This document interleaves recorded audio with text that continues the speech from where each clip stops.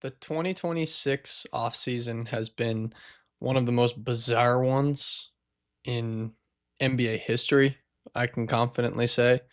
LeBron James signing with the Philadelphia 76ers on a minimum contract, and everyone cares about it at the age of 41 in his 24th NBA season.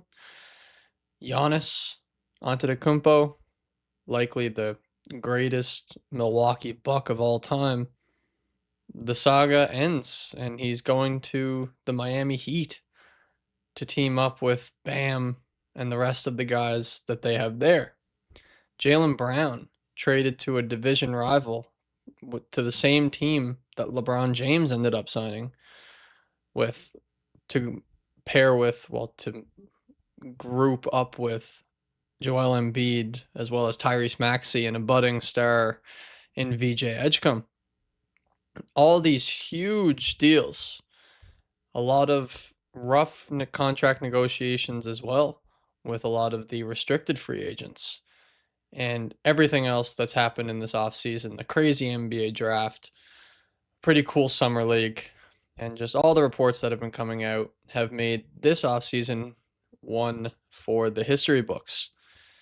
I'm going to touch on a number of different topics here surrounding the offseason, particularly free agency in this video. There's a couple cool things, or well, one major thing that I wanted to talk about just on the cool factor.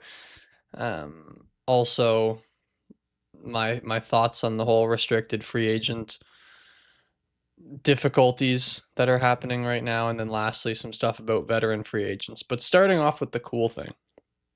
LeBron James is a Philadelphia 76er. After starting his career with Cleveland, his hometown team, going to Miami, where won a number of championships after saying not one, not two, not three, not four, and then going back to Cleveland to bring one home, ends up taking his talents next to the Los Angeles Lakers, where it's the home of Kobe Bryant, and they hadn't seen any winning for a little while.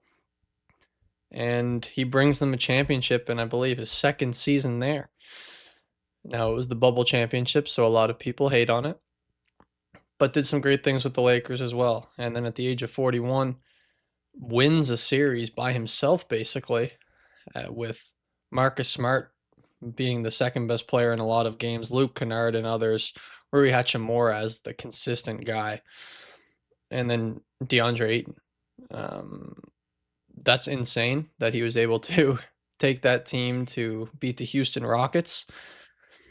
And now in the offseason, the most bizarre part about all of this is, first of all, I hadn't heard about the Rich Paul and Max Kellerman podcast before all this LeBron stuff happened. It was great marketing for them to get the podcast out there. But Rich Paul brings out a whiteboard on the podcast after LeBron states that he won't be returning to the Los Angeles Lakers, and he's opening up his free agency to every team in the league, and that the decision is not monetarily driven. And then Rich Paul goes on the podcast with his whiteboard and writes down a number of different teams that LeBron could be on, how he would fit, what type of things are there that would make him want to play there, which is unreal that his agent was doing this. The whole thing about how teams couldn't reach LeBron directly, they had to reach out to Rich Paul, but they couldn't reach out to him directly either for the most part. They'd have to send voice memos where the teams would have to perfectly craft up the perfect pitch to LeBron and his camp. But then the team that he ends up on, but Bob Myers, one of the executives in that organization, is able to come on to LeBron's agent's podcast to basically pitch him live there.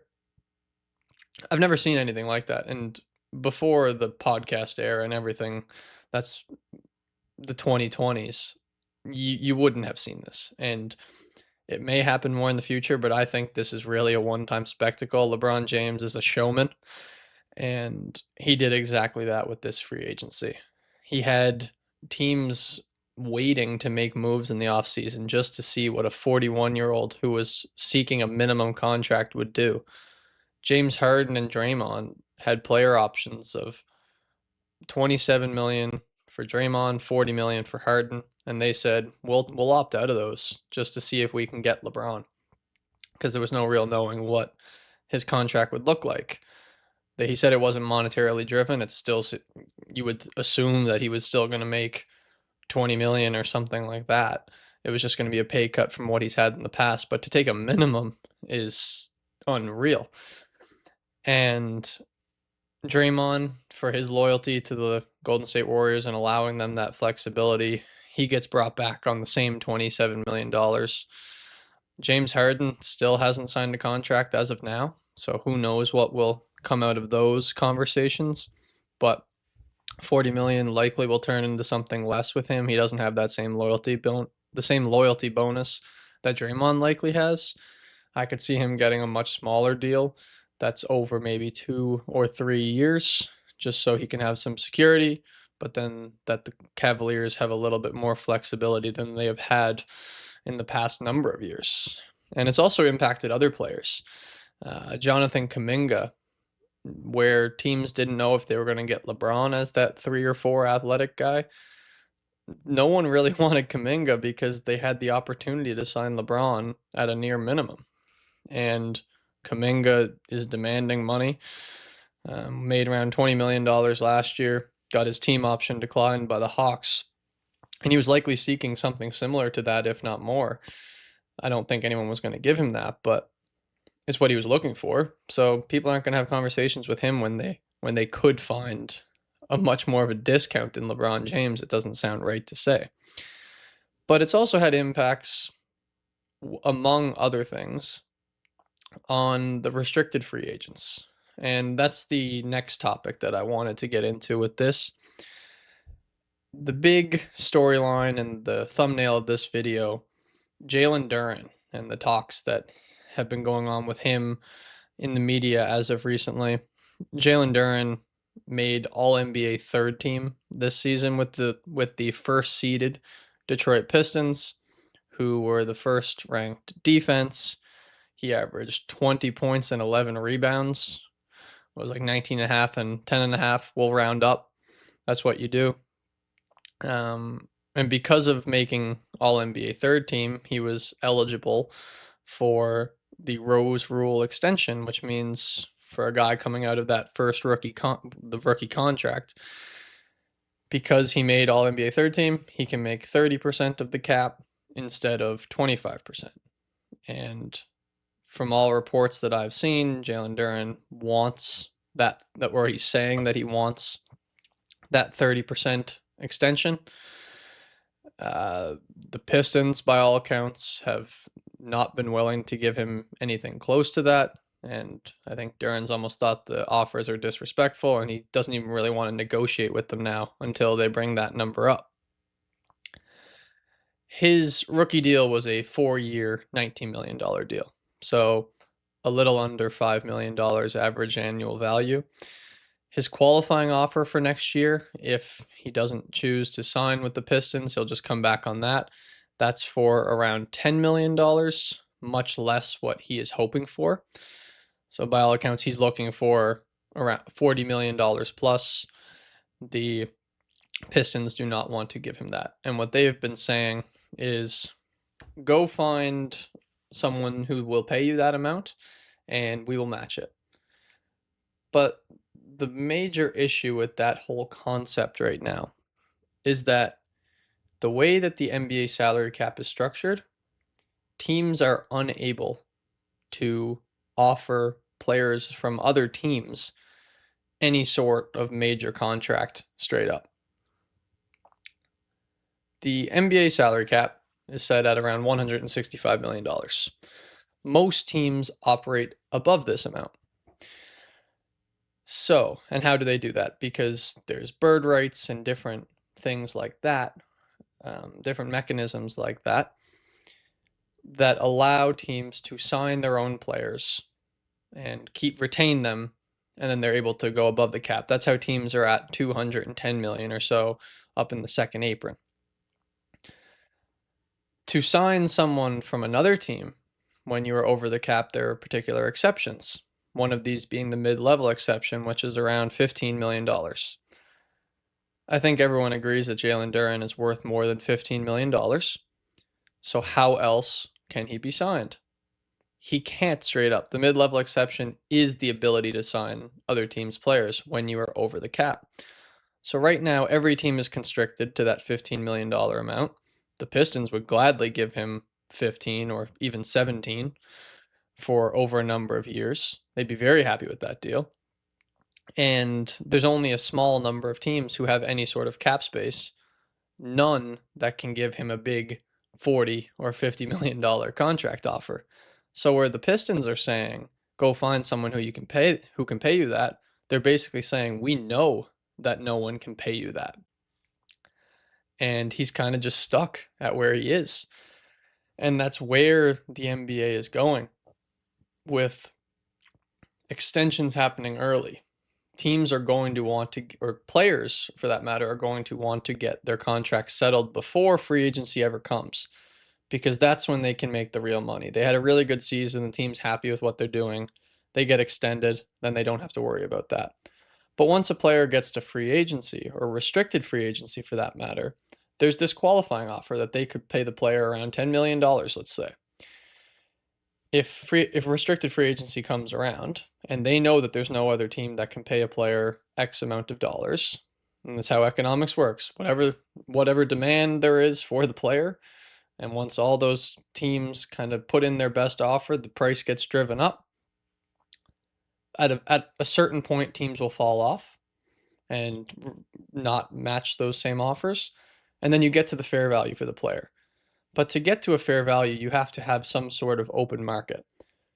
And with the way that things work right now, there's not an open market by any means. There's specific teams who are operating under the cap, often don't need the exact role of the player that we're talking about. And then there ends up being no market. So then the Pistons, in theory, can pay Duren whatever they want and could bring him back on the qualifying offer because no one would offer him or could offer him anything more than what the Pistons can. And the exact same thing is happening for Peyton Watson right now. A slightly different situation, though. For Duren, most people acknowledge that he's a very good player. We know that the playoffs wasn't too kind to him this year, but he's progressed every single season and turned into an All-NBA caliber player this season. Peyton Watson, if I pull up his just counting stats on Basketball Reference, in his rookie season, coming out of UCLA, wasn't expected to do much at all. He didn't do very much at UCLA. It was kind of a shock that he kept his name in the draft, but he was selected by the Nuggets. Didn't play too much in that rookie season, only 3 points a game with about 8 minutes per over 23 games. In the second season, he played 80 games, getting 19 minutes a game, so a key part of the rotation then. And at this point, he was very much known as an athletic wing defender who can fly around the basket and make plays happen. In the 2024-25 season, this boosted up to 24.5 minutes per game, and he was starting to start more games as well. And then in this most recent season, took a huge leap with Aaron Gordon going down with injury at points in the season. Watson got a lot more opportunity to start, 40 out of the 54 games that he appeared in, and scored 15 points a game on over 40% shooting from three, really showing the improvement in that area. And had a stretch throughout the middle of the season where it seemed like he was scoring 20 points every game and could be a top-level scorer for this Nuggets team. Now, he's shown a lot in this one season, but you must consider that it's only a 54-game sample size. And yes, he has shown improvement in every single year, and he's now a fourth-year player going into his fifth, looking for his next contract. And he's searching upwards of $30 million per year for a longer term contract. So maybe somewhere in the realm of 4 years, 120, 5 years, 150. For a guy Well, let's start off by what the Nuggets have done in the past. Christian Brown, after a good rookie contract for him, was extended for $25 million per year. And he's suffered some injuries, but it's unlikely that any Denver Nuggets executive or any person watching the NBA for that matter thinks that that contract has worked out well for them. Watson is probably thinking, I am a better player than Christian Brown. I should be making more money than him. But the issue with that thinking is that, yes, Christian Brown was paid that when they thought he was worth it, but no one now thinks that he's worth $25 million. If they were to offer them the same contracts today, if they both had to negotiate today, it's very likely that Watson would end up making substantially more. Is that amount 25 million? I don't think so.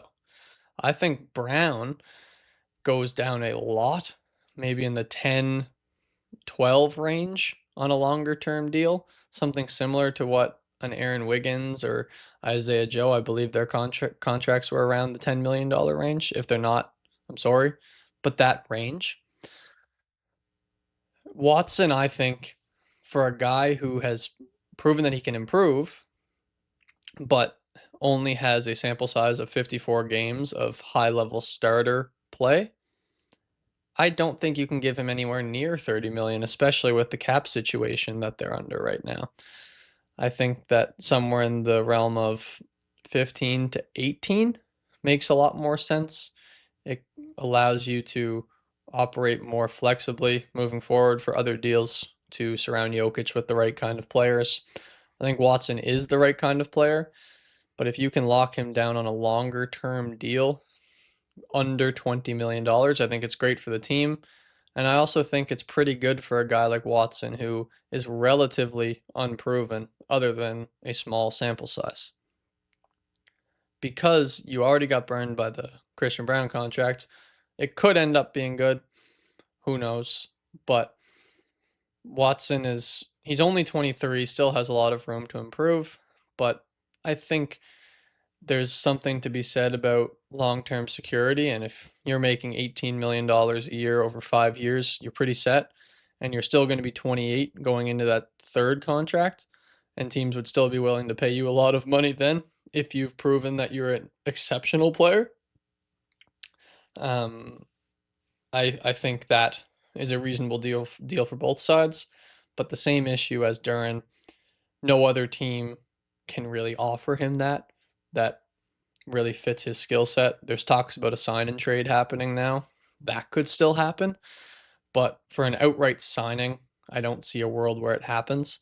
And the fact that a team's going to have to pay a good bit of money for him, first, similar to like Kessler, who I don't think the $30 million contract for him, as well as all the stuff that the Lakers had to trade, I don't understand from a team building perspective. But for Watson, you're going to have to pay him a lot of money, and you don't know exactly what you're getting because it was a 54 game sample size. And you're also going to have to give up assets. They're talking about a first round pick and a high level player. Peyton Watson right now is a high level player. So I don't know how I feel about any sign and trade for him right now, but I think if he could come back on a $18 million deal to the Nuggets, playing around Jokic, who he's shown chemistry with, I think that's be a great deal for him. But I could also see him coming back on the qualifying offer and trying to prove himself more next year to get paid later. The last restricted free agent that I wanted to talk about is Benedict Mathurin, drafted by the Indiana Pacers. His rookie deal was a lot more than Duran or Peyton Watson. His was 4 year, $29 million, when Duran's was 4 year, $19, and Peyton Watson's was 4 year, $11 million. So 4 year, $29 million deal, quite large already. A large sum of money that he's made in his NBA career. Has a qualifying offer now of $8.8 million about. Throughout his career, he started out as a rookie really hot, continued the production. He's been a high level scorer, a volume scorer for all 4 years in his career. He played a key role on the Pacers team that went to the NBA Finals, particularly when Tyrese Halliburton went down with that injury. Benedict Mathurin really stood up, or he brought his game up in that game 7 when it seemed like the energy was kind of down for the Pacers in that game. Once the Thunder got up a little bit, Mathurin always was playing hard, go go go, getting to the rim, getting fouled, playing hard defense. I think that's a guy, just the intangibles on that aspect. He's a guy that a lot of teams want, competitive teams want. He's an elite transition player. He just goes. There's questions about tunnel vision, or well, tunnel vision and playmaking is associated with that, but also just the overall decision making with the ball in his hand. There's some question marks about. The advanced numbers don't love him. He can force turnovers on the defensive end, um, but doesn't really help the defensive efficiency. Offensively, turns the ball over a lot. Well, the team does, per the six factor numbers on Data Baller. But he's showed some scoring chops throughout his entire career. But the issue is that he hasn't been able to be consistently efficient for long periods at a time. His true shooting is quite good, around league average. But the thing with him is that you get some games and stretches of the season where he looks like a future all-star. And then there's other times when he's hidden on the bench sometimes, and either sixth man or seventh, and he just looks like a decent scorer who has to get a lot of shots up and takes a lot of the touches away from other players. But if we compare his situation to Duren and Watson's for a minute,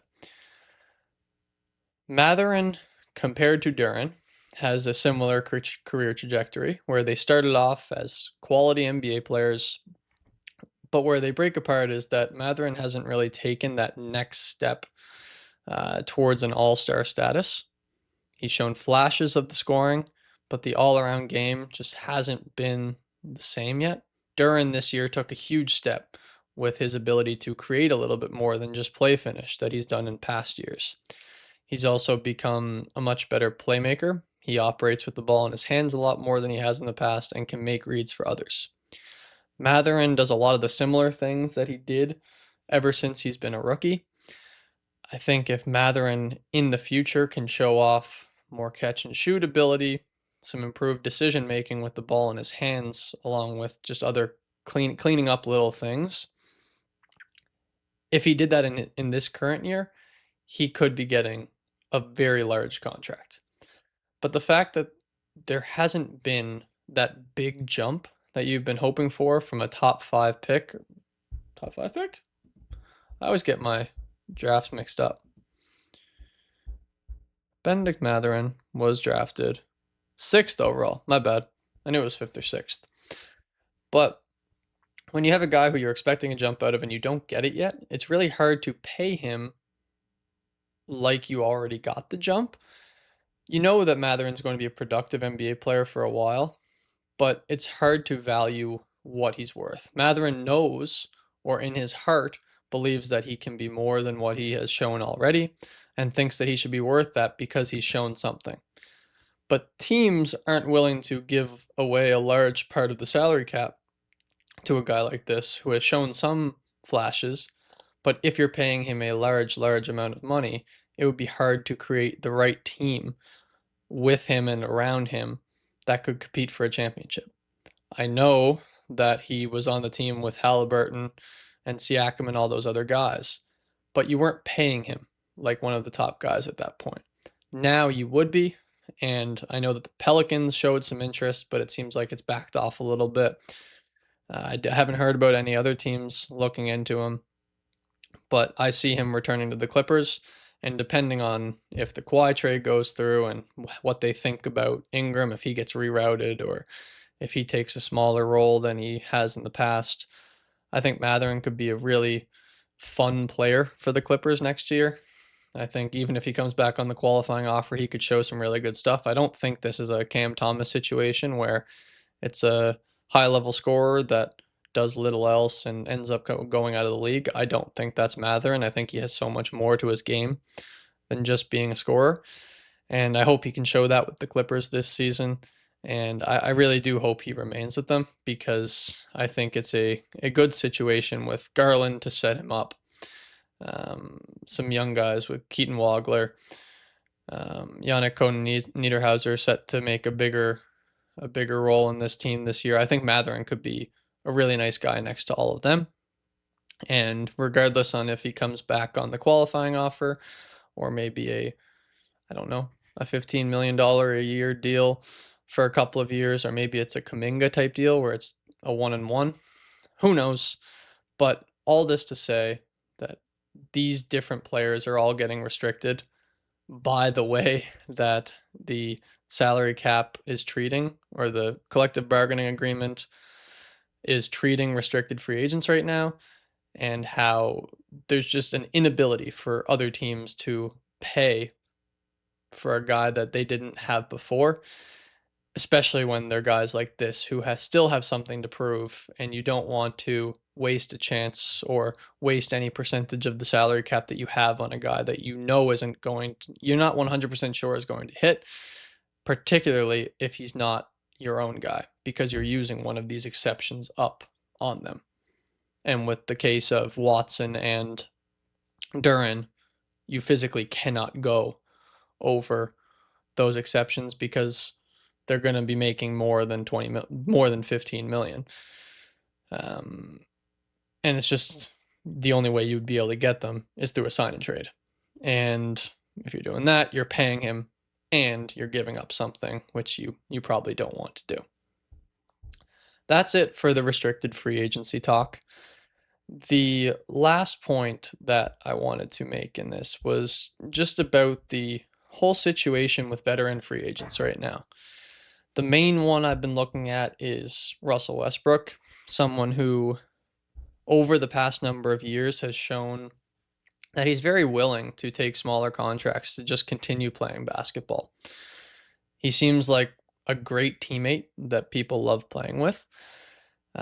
With the Nuggets, he gave them a real spark off the bench. He doesn't care about what role he plays right now, it doesn't seem. He just wants to play. And then with the Kings, averaged around 15, 5, and 5 this season. I didn't bring the numbers up, but it's around there. And the fact that a player like that, who hasn't lost yet any ability that you need to stay in the NBA. Obviously, Westbrook is a completely different player than he was in the mid to late 2010s. The athleticism is not as great as before. The jump shot is very similar because he never really had that. It's not like he lost it, but the athleticism is still good enough to get to the paint. He can still give a lot of effort on defense, and he's a big guard. And the playmaking is still really good. That I don't understand how a team isn't taking a chance on him as your backup point guard. One, because he could just contribute very well as a backup point guard. But two, that he can be a great veteran in the locker room for an up-and-coming team. My Toronto Raptors, there's no real way to make it happen now just because their team's all filled out. They'd have to make some sort of trade or cut. But Jamal Shed is great, and I really like him. But I think that it would be okay for a year to take on Westbrook, allow him to mature this team from a young up-and-coming team and a lot of fun, to bring them into a more contending, mature team that's trying to take that next step. I think you need a guy like Westbrook who can be the veteran in the locker room, but also be the veteran on the court that it seems like every team needs. And I think it would be good for Shed's development. I think it would help out quickly. And then also everyone else on the team who just needs to mature that next step. I also think on a team like, I know the shooting doesn't really work with the Heat, but I think that if when Giannis and Bam aren't on the court, Westbrook doesn't need to play a lot of minutes a game, but he could be a very good replacement to when Davion Mitchell isn't in the game. They kind of bring that same get the ball and after someone rebounds it and push the pace. They're both not high level shooters off the dribble at this point. I know at one point Westbrook's mid range was quite good, but it it doesn't have the same pop that he used to have. I think the Heat would be a pretty good situation for him, and there's just a lot of teams that could use a guy like him.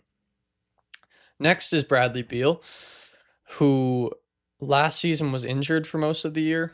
Before that was on what most people considered to be one of the worst contracts in the NBA. And that may be true.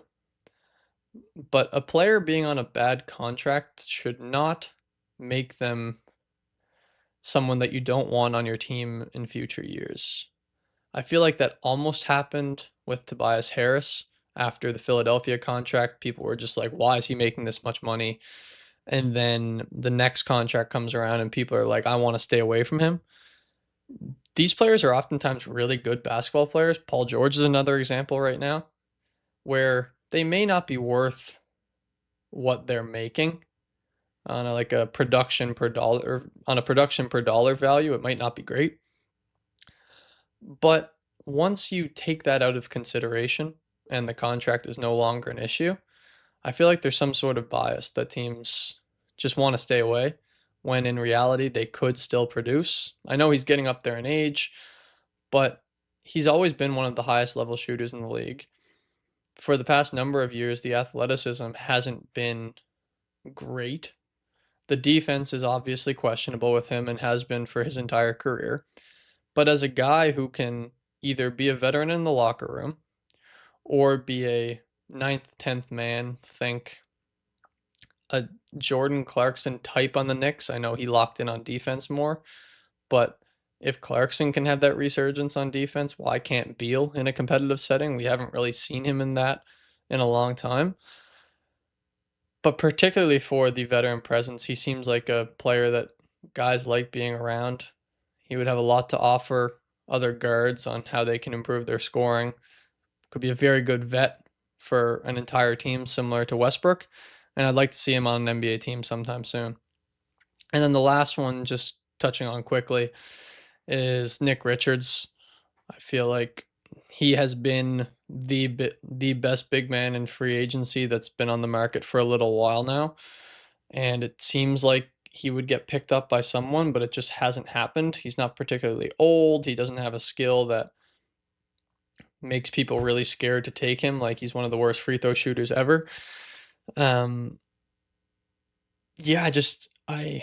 I would like to see him on an NBA roster. I think about the Brooklyn Nets right now. Day'Ron Sharpe is the starter, but what else is going on there? Is Danny Wolf going to play center? I don't really know who else would be in that situation. I think the Bulls with Claxton. I think Nick Richards either ended the season with Chicago or was on the team at one point. I can't really remember.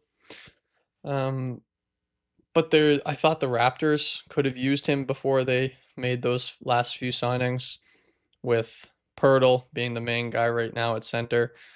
And then CMB is kind of the tweener of the 4 and 5, but I don't think he's going to play full 5 minutes. I think it's going to be a mix of both, which results in being played almost 30 minutes a game. Would have liked to see Nick Richards. I think he will end up on an NBA team, but it's interesting that he hasn't been signed yet. That's it for this video or the podcast. Thank you for tuning in to the late whistle. We got to talk a little bit about the NBA offseason so far, how crazy free agency has been, particularly with the LeBron situation, which we will probably never see again. How restricted free agents are so much more restricted than ever before. And the last point on that, I forgot to mention with the restricted free agency aspect. It's 10 years since the 2016 offseason when Alan Crabb got almost 20% of the cap. Tyler Johnson was close to that as well. Teams were just throwing money at people. And that will never happen again, or at least under the new CBA restrictions. And that people who are making this close to 20% are always, or close to always, with few exceptions, going to be extended before they ever hit free agency. And what we think of as free agency is probably dead. And it's going to be a lot of sign and trades, just like the Walker Kessler one. And then it's going to be extensions throughout the year or during the offseason. But the traditional free agency where a player could go anywhere, like LeBron and D Wade and Chris Bosh, I don't think we'll be seeing that anytime soon. And then lastly, a lot of veteran free agents still out there. The NBA is in a really good spot with talent. I've been seeing these depth charts of teams, and a lot of teams are 15 guys deep of players that I think could play on an NBA on a court any given day. But a lot of them aren't going to be able to, and it's only going to continue as the talent level grows and basketball players just keep getting better and better. But that's it for this episode here. I know we talked a bit about LeBron in this one. I'll go deeper into the entire signing and what I think of the team construction with the 76ers in the upcoming video this weekend. That'll be a shorter one, more edited. The podcast will continue on Wednesdays. I hope you enjoy it, and I will see you in the next one. Bye.